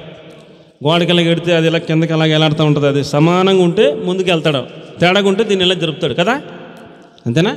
అది సమానం కరెక్ట్గా ఉంటే ఓకే, లేకపోతే దీన్ని ఇలాగా జరుపుతాడు. ఆ పక్కకి ఆ సమానంగా వచ్చేదాకా జరుపుతాడు. మళ్ళీ పైకి వెళ్తాడు. అలా కడితే చక్కగా మనం పైనుంచి కింద చూసినా అలా నిదానంగా ఉంటుంది. ఒక వరుస ఏమో ఇలాగ ఉండి, ఒక వరుస ఇలాగ వచ్చి, ఒక వరుస అలాగే వెళ్ళి అలా కడతాడా? కట్టడు కదా. కింద నుంచి పైదాకా వరుస ఎలాగ ఉంటుంది? సమానంగా ఉంటుంది. ఎలాగొచ్చింది సమానం? నూలు గుండు ఉంది కాబట్టి ఆ నూలు వేస్తున్నాడు, గుండు వేస్తున్నాడు, కరెక్ట్గా అది అలా టచ్ అయితే ముందుకెళ్తాడు. లేకపోతే ఇలా జరుపుతాడు, ఎటువైపు జరుపుతాడు, ఏదో చేసి మొత్తం సమానం చేసి అది అలా కరెక్ట్గా వచ్చి అప్పుడు మళ్ళీ పైకి వెళ్తాడు.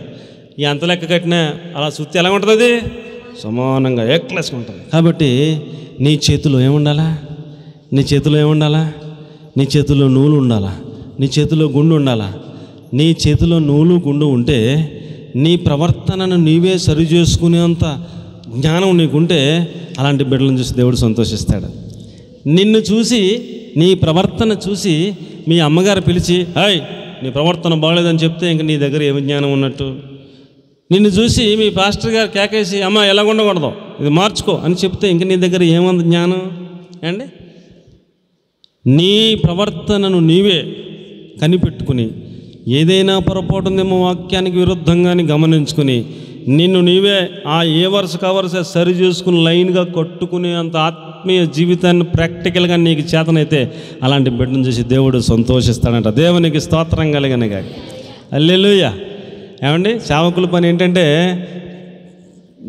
మందిరానికి వచ్చే పిల్లల్ని గమనిస్తూ ఉండాలి. ఏమండి, వాళ్ళు ఎలా చేశారనుకోండి, అప్పుడు దాకా బాగానే ఉన్నారంట. పాస్టర్ గారి దగ్గరికి వచ్చారంట.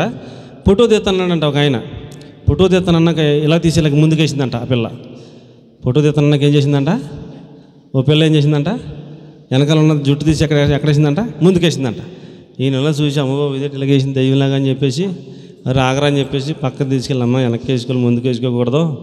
మరి యేసుప్రభుకి తెలవక మొక్కు మరి నోరి అన్నీ ఇట్టి పెట్టాడు, నువ్వు ఇటే జుట్టు ఎట్లా ఉంటే వెనకెట్టుకో అని చెప్పాడంట. పెట్టుకుంటారా? నోరు ముక్కి అని పెట్టుకుంటారా? యేసుప్రభుకి తెలవక ఇవన్నీ ఇక్కడ ఎట్టి తల వెనకాల ఎట్టలేదమ్మా, జాగ్రత్తగా వెనకాల ఎట్టుకమా, ముందు ఎట్టుకని చెప్పాడండి.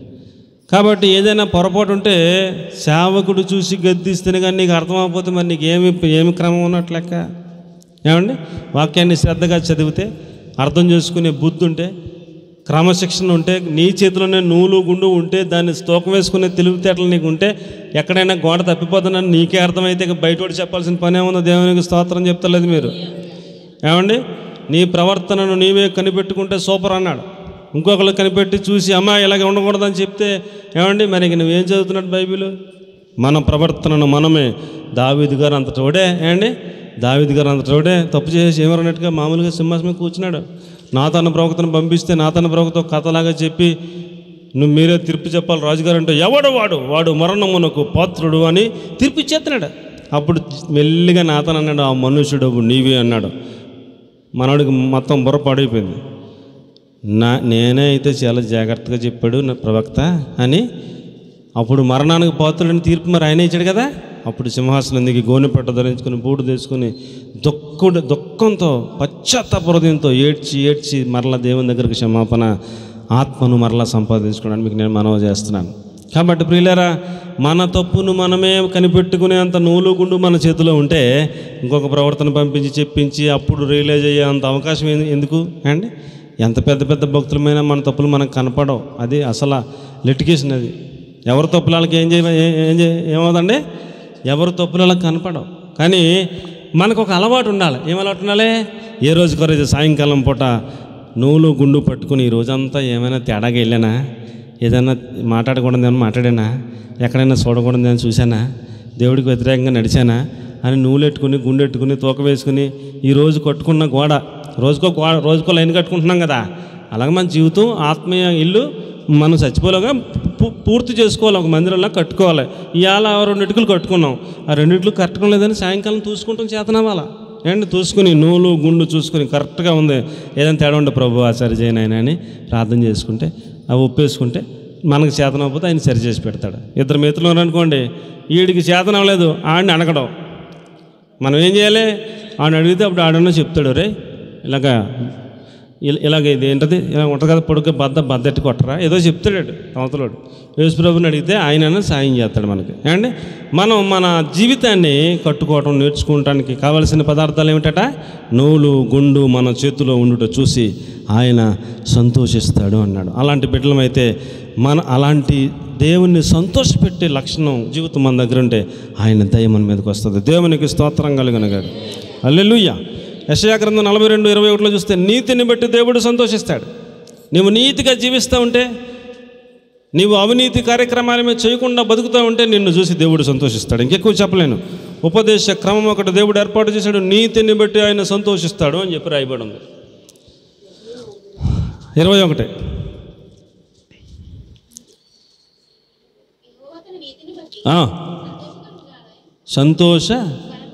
సంతోషము గలము వాడై, సంతోషము కలిగిన వాడై. ఓకే, ఆయన నీతిని బట్టి సంతోషము కలిగి ఉపదేశ క్రమం ఒకటి ఏర్పాటు చేశాడు. నీతిగా బతకమని చెప్తున్నాడు. అలా నీతిగా బతికితే అలాంటి బిడ్డలను చూసి ఆయన సంతోషిస్తాడు, వారి మీద ఆయన దయ ఉంటుందని చెప్పాడు.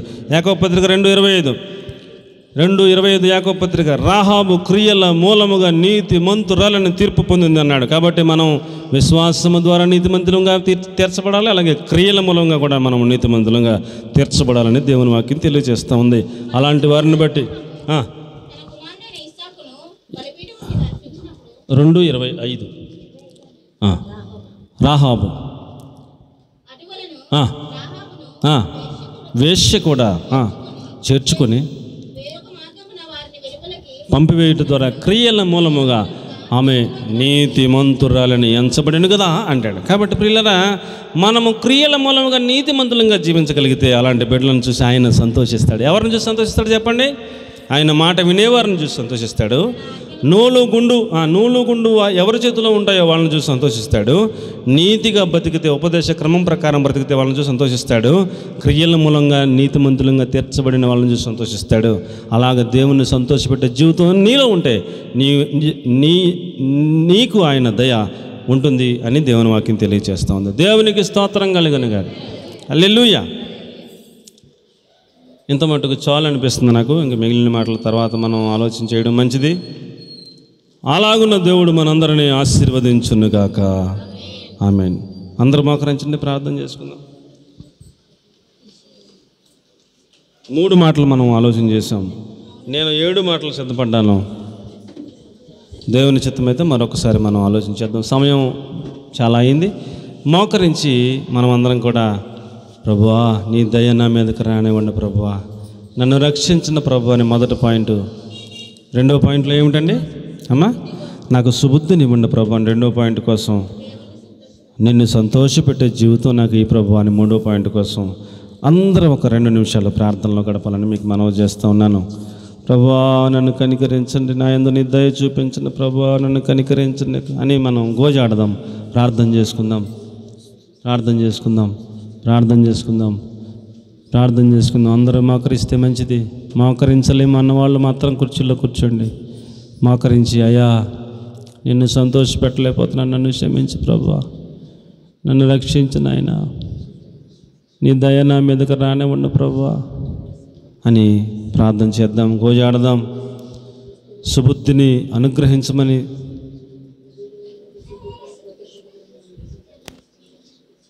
సుబుద్ధిని అనుగ్రహించమని ప్రార్థన చేద్దాం. మౌనంగా ఉండే సమయం కాదు ఇది, విలువైన సమయం. ఈ 2 నిమిషాలు నువ్వు మౌనంగా ఉంటే చాలా కోల్పోతావు. ఇంకా రక్షణ పొందకపోతే ఇంకెప్పుడు రక్షణ పొందుతావు? ఇంకెప్పుడు మారు మనసు పొందుతావు? ఇంకెప్పుడు బాప్తిస్మం తీసుకుంటావు? ఈరోజు నీది, రేపు నీది కాదు. ఏమవుతుందో మనకు తెలియదు. ఆయన దయను సంపాదించుకోవాలని ఆశ లేదా? ఆయన దయ రక్షిస్తుంది, ఆయన దయ సుబుద్ధినిస్తుంది, ఆయన దయ ఆయనను సంతోషపెట్టే జీవితాన్ని మనలో కలిగింపజేస్తుంది. అలాంటి జీవితం కావాలని ఆశపడదాం. ఆయన పాదాల దగ్గర ప్రాధేయపడదాం. ప్రభువా నన్ను రక్షించు ఆయన, నన్ను విడిపించు ప్రభువా, విమోచించు ప్రభువా, మా ఇంట్లో మా కుమారుని రక్షించు ప్రభువా, నశించిపోయే కుమార్తె రక్షించు ప్రభువా, నరకానికి వెళ్ళిపోకుండా కాపాడు ప్రభువా, నీ దయ చూపించు ప్రభువా. నీ గోజాడవలసిన టైం కాదా? మొరపెట్టవలసిన టైం కాదా? ఎంతకాలం ఇలాగ జరిగిపోతూ ఉంటాయి. దేవుని రాకడ సమీపంగా ఉన్న దినాల్లో ఉపవాసం ఉండాల్సిన పరిస్థితులు కాదా? కన్నీళ్లతో గోజాడవలసిన పరిస్థితులు కాదా? ఇంతకాలం నన్ను నేను సంతోషపెట్టుకుంటూ బతికాను, మనుషులు సంతోషపెడుతూ బతికాను, నిన్ను సంతోషపెట్టలేకపోయినా నేను బాధ లేకపోతే, దేవుని సంతోషపెట్టినట్లుగా ప్రభువా లాంటి జీవితాన్ని నాకు కావాలి ప్రభు అని అడగకపోతే ఎలా? ఎప్పుడు సిద్ధపడతాం? రాజు పక్కన రాణి వలె ఆయన దయను పొందుకునే అంత స్థాయికి వధువు సంఘంగా ఎదగాల్సిన వారమై ఉండగా ప్రార్థన చేసుకుందాం, ప్రార్థన చేసుకుందాం. మహాపరిశుద్ధమైన మా ప్రియ పరలోకపు తండ్రి, ఎవరెవరైతే నీ సన్నిధిలో ప్రార్థిస్తున్నారో ఆ బిడ్డలను కనికరించండి, రక్షించిన ప్రభువా మీకు స్తోత్రాలు. వారికి సుబుద్ధిని దయచండి ప్రభువా మీకు స్తోత్రాలు. వారు నిన్ను సంతోషపెట్టే అంతటి కృపను దయను వారిపైన అనుగ్రహించి సుబుద్ధిని నాయన నిన్ను సంతోషపెట్టే జీవితాలను వారికి దయచేసి మీరే మహిమ ఘనత ప్రభావాలు పొందమని వధువు సంఘంగా మమ్మల్ని అందరినీ సిద్ధపరచమని యేసుక్రీస్తు ప్రభుల వారి పరిశుద్ధమైన నామంలో ప్రార్థించి అడిగి వేడుకొని పొంది ఉన్నాం తండ్రి. ఆమెన్. ప్రభు నేస్తాను అప్పగింపండి అతను రొట్టెనెత్తుకుని కృతజ్ఞతాస్తుతులు చెల్లించింది మీ కొరకైనా సరే నన్ను జ్ఞాపకం చేసుకుంటూ దీన్ని చేయడం చెప్పాను. ఆ ప్రకారం భోజనం పెంపట ఆయన పాత్రను ఎత్తుకొని ఈ పాత్ర రక్తం కొత్త నిబంధన మీ నన్ను జ్ఞాపకం చేసుకుంటూ దీన్ని చేయడం చెప్పాను. ఎవరైతే మారు మనసు పొంది బాప్తిస్మం తీసుకుని సిద్ధపడి ఉన్నారో వారు మాత్రమే కుడి హస్తాన్ని అయితే చూపించాలని ప్రభు పేరిట మనవి చేస్తూ ఉన్నాం. అయోగ్యంగా ఎవరు పాలపంపులు పొందకూడదు. మీలో అనేకులు అయోగ్యంగా పాలపంపులు పొందుతున్నారు, అందుకనే మీరు నిద్రిస్తూ ఉన్నారన్నాడు. మీరు పేరుకు బతుకుతున్నారు కానీ మీరు నిద్రిస్తున్నారంటే చచ్చని వారితో సమానం అన్నట్టుగా చెప్పాడు అక్కడ మాట. కాబట్టి అయోగ్యంగా తీసుకోకూడదు. ఎవరు ఆయన శరీరంలో పాలపంపులు పొందుతారో, ఆయన రక్తంలో పాలపంపులు పొందుతారో వారు నిత్య జీవం కలిగిన వారు, వారిని అంత్య దినములను లేపుతారు.